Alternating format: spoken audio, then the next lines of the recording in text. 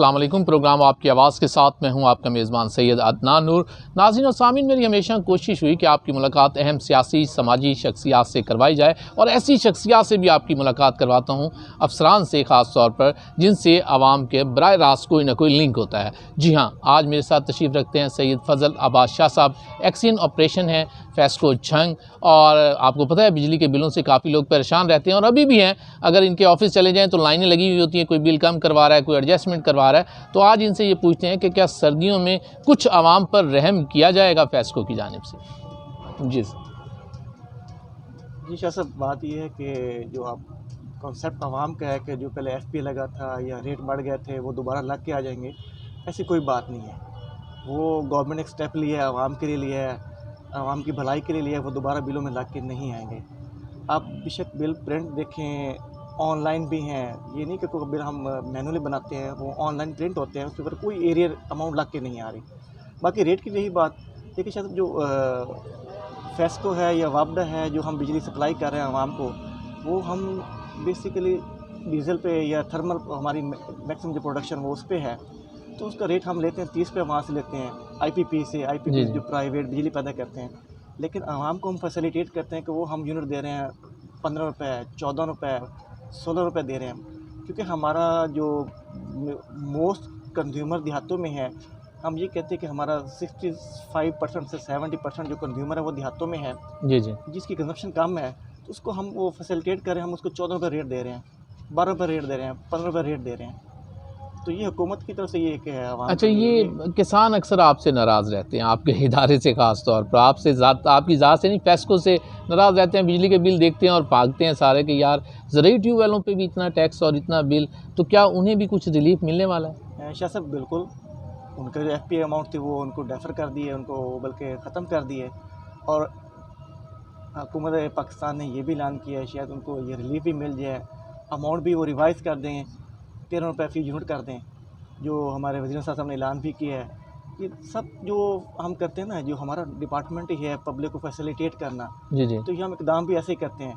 आपको पहले मैंने बताया कि बिजली हम महंगी ख़रीद रहे हैं, लेकिन आवाम को हम सस्ती दे रहे हैं।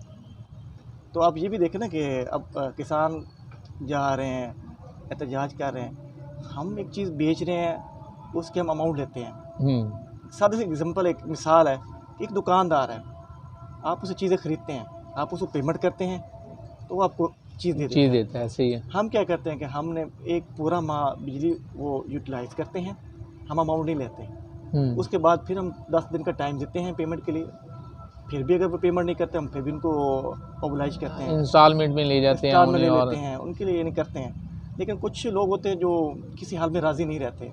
अच्छा, हम कुछ भी कर लें उनके लिए। देखिए, हमारा ये शहर है, मैं भी झंग का रिहायशी हूँ। मेरी कोशिश ये होती है कि जो आवाम हमारे पास आती है, हम उनको ओबलाइज करेंगे। हमारा वाहिद वो महकमा है कि जिसमें हम रह के मैक्सिमम खल्क़ की खिदमत कर सकते हैं, आवाम की खिदमत कर सकते हैं। बल्कि मैं अपने स्टाफ को भी कहता हूँ कि अल्लाह का शुक्र है, बाकी महकमों से हमारा महकमा बहुत अच्छा है।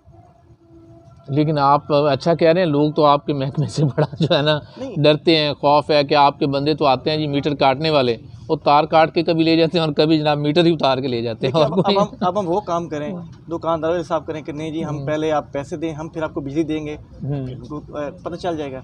लेकिन हमको फैसिलिटेट भी कर रहे हैं, क्योंकि वो चीज़ ये यकीन नहीं कर पा रहे। यानी ये चीज़ देखें जी, कमर्शियल अगर आप पेमेंट करेंगे तो गवर्नमेंट को पेमेंट जाएगी, हम डीजल प्रोवाइड करेंगे तो बिजली पैदा होगी। अब जो लोग 3-3 माह से पेमेंट नहीं कर रहे, शाह साहब, वो अगर पेमेंट नहीं करेंगे तो फिर हमारा सिस्टम कैसे चलेगा?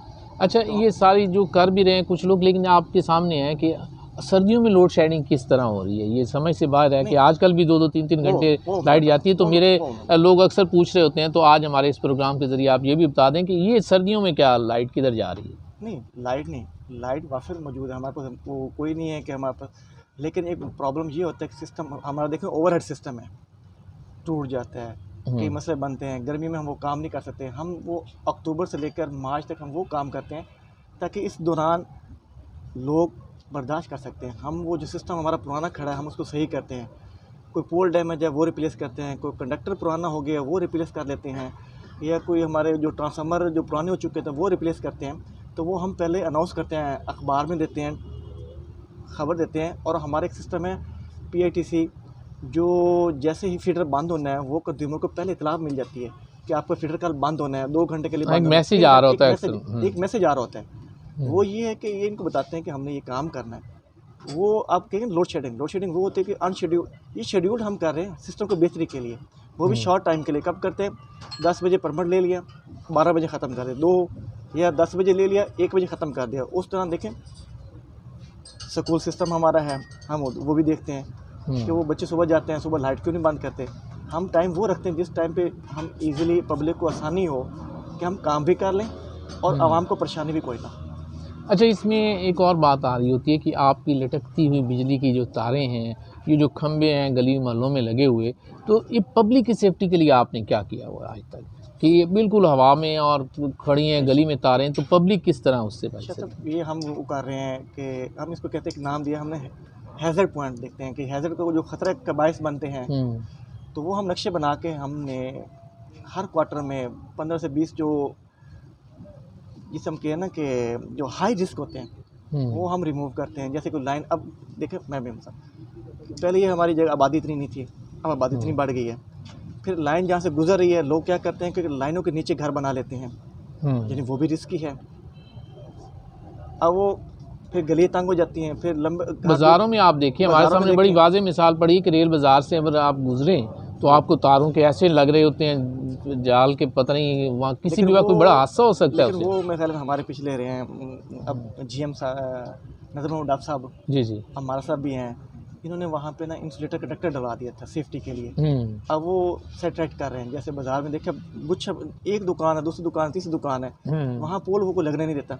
ऐसे ही सब ये भी है ना, मैं दिखाता हूँ कि आपके घर के सामने कहीं यानी एक कंज्यूमर है, वो मैं कहूँ यार मैंने पोल लगाना यहाँ, वो कहेगा नहीं जी मेरे घर के आगे ना लगाओ, उसके घर के आगे लगा दो। अच्छा, ये मैंने आप जी वो क्या कहते हैं ना, कल ये सीन देखा है बखर रोड पे, एक मिल वालों को कोई ट्रक लगाया, ट्रांसफार्मर गिरा उनका, और वो जो है ना शॉप वाले नहीं लगाने दे रहे थे। उन्होंने कहा जी हमने ये पहले लगे हुए थे, अब हमारी यहाँ शॉप बन गई है, हम ये नहीं ट्रांसफार्मर यहाँ लगने देंगे। उन्होंने उठवा के तो जो असल मालिक थे उस ट्रांसफार्मर के, उनके मिल के गेट पे लगवाया। उन्होंने कहा यहाँ लगाएं जी हम। शाह साहब ये है इनफरादी सोच है, जब तक हमारी पब्लिक में इज्तिमाई सोच नहीं आएगी ना, ये सिस्टम को हम बेहतर नहीं करेंगे, रल मिल के चलेंगे। आपने रेल बाज़ार की मिसाल दी है, जहाँ पोल खड़ा है, मैं कहता हूँ बाई अगर पोल टूट भी जाए ना, हम दोबारा लगाने जाएंगे तो वो लगाने नहीं देगा। एग्जाम्पल आपके सामने है बखर रोड पे, रोड खुला हो रहा है, एक एक्सीडेंट हो गया, उसको करना चाहिए कि यार वापडा वाले हैं, हम इनके साथ मिलकर ये काम करवाएं ताकि जिनकी बिजली बंद है वो चल जाए। अगर हम वहाँ पोल नहीं लगाएंगे तो हमारा सिस्टम कैसे खड़ा होगा? बिल्कुल आप ठीक। अच्छा, कैसे सप्लाई करेंगे हम आपको बिजली वहाँ? यहाँ देहातों में अक्सर मसाइल आ रहे होते हैं कि अगर ट्रांसफार्मर कुछ जल गया या ख़राब हो गया या रिपेयरिंग में उसने जाना है, तो वहाँ काफ़ी दिन जो है, अगर वो ट्रांसफार्मर उतर के गया तो 2-2 3-3 दिन लोग बैठे होते हैं बिजली के इंतज़ार में। और हमें अहमदपुर सियाल वाली साइड से तो मुझे आज से 5-6 महीने पहले ये भी शिकायत मसूल हुई कि जनाब वो बंदे वापडा वाले कहते हैं जी पैसे दोगे तो ट्रांसफार्मर लगेगा। तो ये क्या असल में चक्कर क्या है? सर ये सोशल है, अब सोशल मीडिया इतना एक्टिव है, कोई थोड़ी सी बात हो तो वो ऐसे फैलती है कि आप बेहतर समझते मेरे से, तो ऐसी बात नहीं है। ये पहले जब दौर था पुराना कि जी जब मोबाइल सिस्टम नहीं था, या अब तो हमारा ये है कि अब आप 2 घंटे लाइट बंद हो तो वो कस्टमर, हमारे पोर्टल बना हुआ है वज़ीर-ए-आज़म पोर्टल पे, वो कंप्लेंट कर देते हैं। उसकी टाइम लिमिट होती है, उसके अंदर हमने करना होता है।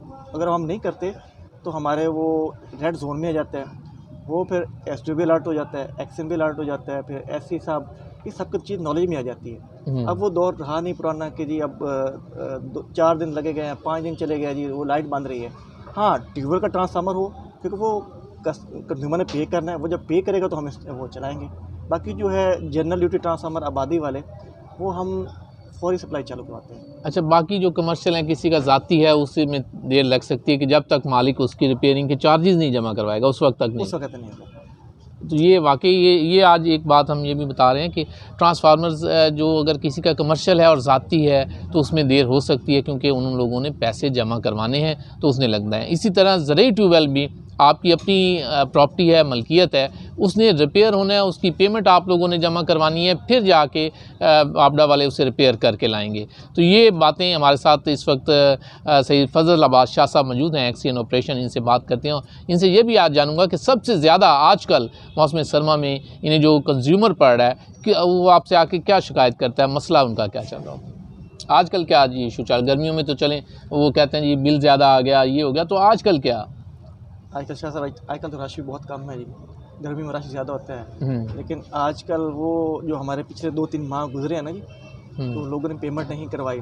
हम्म, एज एग्जांपल मैं कहता हूँ कि एक बंदा कहता है जी मैं इस मोहल्ले का लीडर बन गया हूँ जी, तो ये लोगों ने, मैं देखा है, मैंने फेस किया है, लोग ग्रुप की शक्ल में मेरे पास आए हैं, उनको मैंने समझाया है, बिठाया है, पानी पिलाया है, मैंने कहा नहीं ये पेमेंट करनी है, ये आपका राइट है, लेकिन लोगों को कॉन्सेप्ट गलत दिया गया कि नहीं जी आप ये ऐसे हेजिटेट करेंगे या ऐसे करेंगे तो आपके बिल माफ़ हो जाएंगे। बिल कैसे माफ़ होंगे? एक आपने यूज़ किया, यूटिलाइज़ किया है, तो आप उसको पे करना पड़ेगा। तो वो हमारे एरियर अभी कुछ लोग हैं जिनकी 3-3 माह की पेमेंट भी नहीं है, वो हम उनको समझाते हैं। वो आजकल में कम ही कंज्यूमर कम आता है हमारे पास ना, अब इनका यूज़ भी कम हो जाता है कस्टमर का, गर्मी में यूज़ ज़्यादा होता है, तो अब उनका रेट भी कम लग रहा है, यूज़ भी कम है, अब इतना कस्टमर हमारे पास नहीं आता सर्दियों में। जी, ये बातें शाह साहब से चलती रहेंगी। यहाँ एक ब्रेक लेंगे और ब्रेक के बाद फिर वापस आते हैं और इसी तरह इनसे अवामी जो सवालात हैं इसका सिलसिला जारी रहेगा।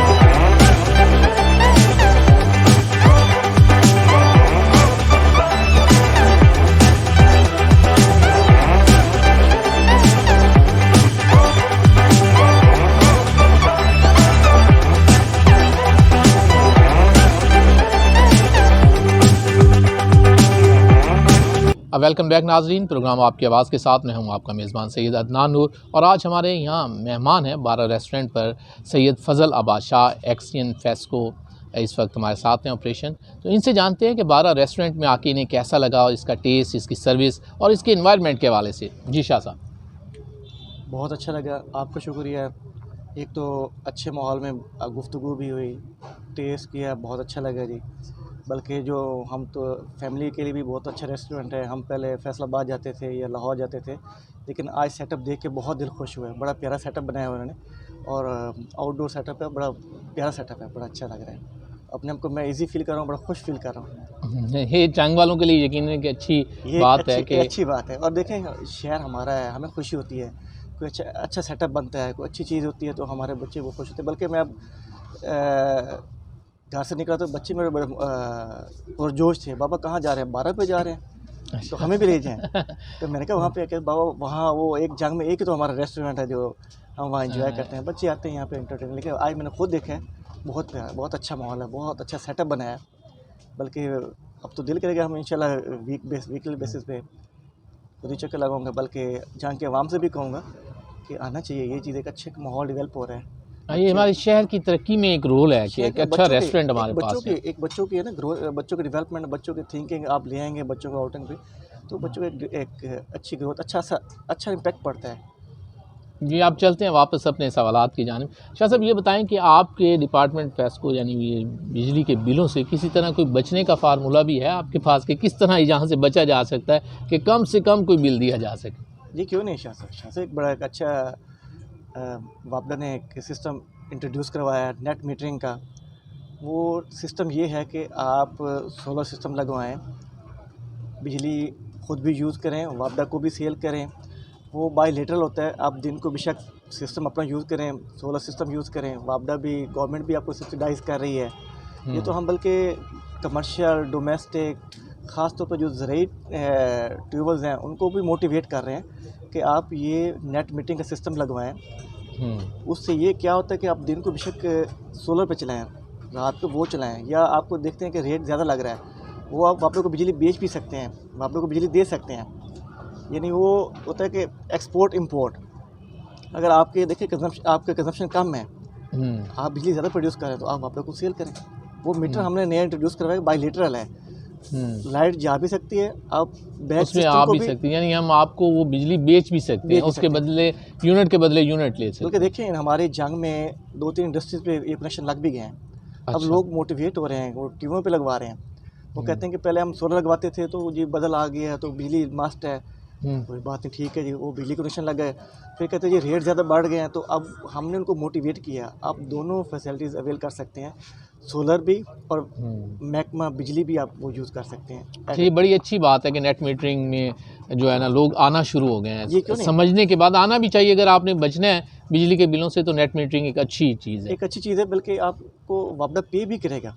ये नहीं कि आपसे यानी वो यूनिट एक्सपोर्ट इंपोर्ट होंगे, जमा तफरीक होंगे, उससे हट के आपको वापडा पे भी करेगा। अच्छा, ये बड़ी अच्छी बात है कि आपने बिजली आप ज़्यादा प्रोड्यूस किया, आपने ज़्यादा दिया, वापडा के कम यूज़ किया, तो वो जो बिल में वो एक सिस्टम है इंपोर्ट एक्सपोर्ट का, अगर आप माइनस में आएंगे, अमाउंट भी माइनस में आती है, आप पेमेंट लेने चाहिए, आपको पेमेंट भी करेगा वापडा। अच्छा शाह साहब, एक और बात कि आम बंदा घरेलू सार बिजली का बिल नहीं दे पाता, 2-3 किस्तें 2-3 महीने नहीं दे पाता, तो उसका मीटर तो ऐसे करता है, ठग करके मीटर गायब हो जाता है।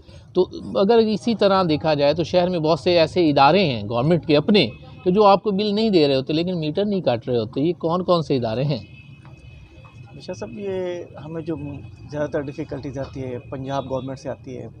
अब हम ये नहीं कहते कि हम वफाक से हैं, पंजाब है, लेकिन कुछ पुलिस की पेमेंट रह जाती है, जेल की रह गई, TMA की रह गई। अब जैसे उनके फ़ंड आते हैं फिर वो देते हैं, लेकिन मजबूरी है गवर्नमेंट को, अब हम नहीं करेंगे।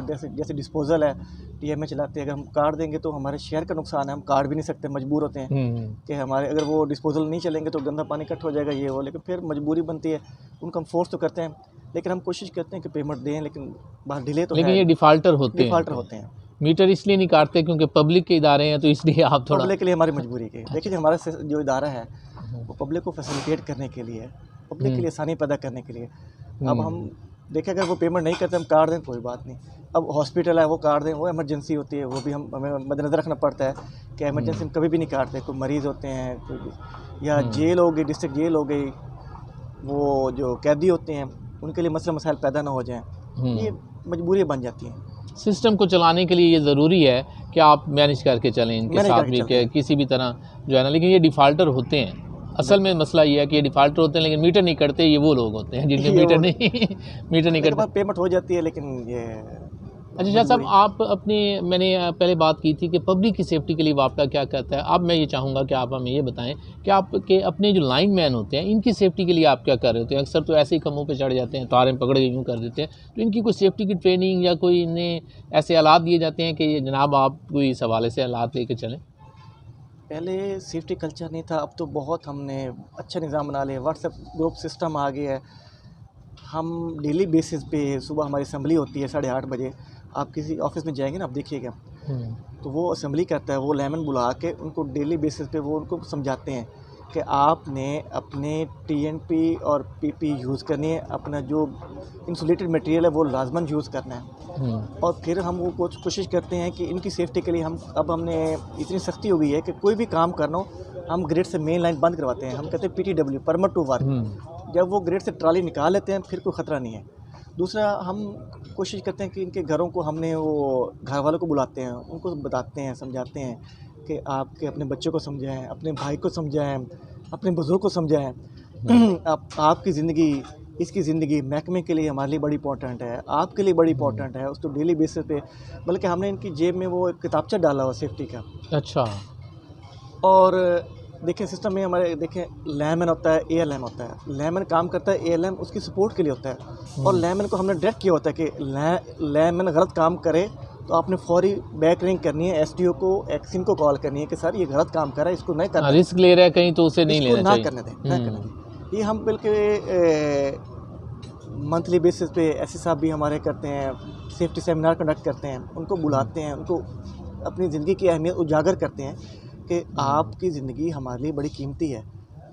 बहुत शुक्रिया शाह साहब, आपने अपने कीमती वक्त में से आज हमारे इस प्रोग्राम के लिए हमें जो है टाइम दिया, हम आपके इंतहाई मशकूर हैं। इसके साथ ही अपने मेज़बान सईद अदनान नूर को भी इजाज़त दीजिए। अल्लाह निगहबान।